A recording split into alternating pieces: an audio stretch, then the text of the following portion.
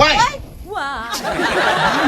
ไปแต่ทางมันแท้ โอ้ อยู่ทิศใต้ทิศเหนือ มันมีแต่ไ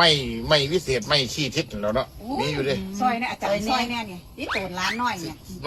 มันอยู่กับห้องเสียบ่เด้สภาพบ่เสียบ่นะ ก็สิเสื้อนั่นแหละอาจารย์ฉันบ่เสื้อสิมาหาติ โอ้ยมาถึงมือถึงวันแล้วเนาะ โอ้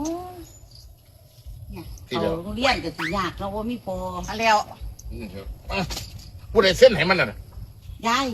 ย้าย นี่แม่ ย้าย มัน ที่ นี่ เรา ล่ะ เส้นเอา อันนี้ อันนี้ไม่นี่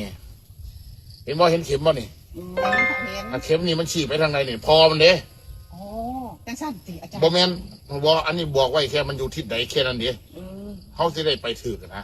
นี่ด้านหา มันไปจังไดเป็นพ่อกันจังไดมันคือบ่ฮู้พรผู้ใดเลย โอ้ย ก็บ่ฮู้แล้ว มันเมาเหล้า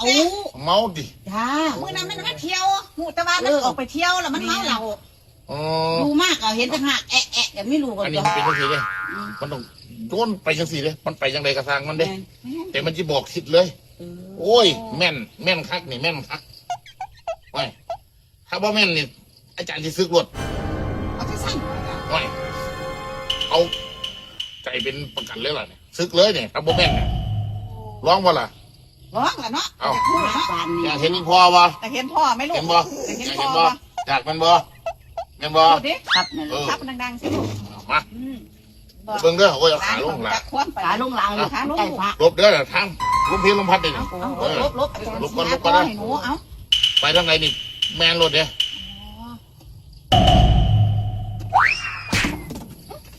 ไว้ โอ้ย เป็นจังสั่น มัน เนาะ มีอะไรสั่นอาจารย์ รอบสอง มันคือจี้มาทางอาจารย์ ชี้ นะ ไปทั้งอาจารย์หัน โอ้ยมันเลยวะดิเฮ้ย จังหวะ โอ้ยลองไหม ทำไมต้อง ข้อมูลมันหลายวะ อืม เบิ่งเด้อไว้ ว้า ไปแต่ทางมันแท้ ไว้มันแม่นบ่ หันใช่อาจารย์นั่นสั่นเท่านี้ สองเทียน มันแม่นบ่เฮ้ย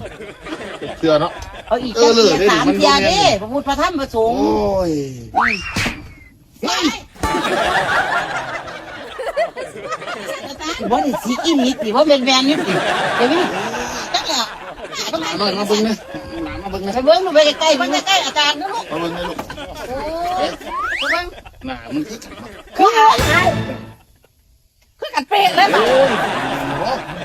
พนักงานใหญ่ลูก ตกไก่เราบ้านนี่เองนี่ บ่แม่นดอกบ่แม่นดอกบ่แม่นดอกบ่แม่นดอก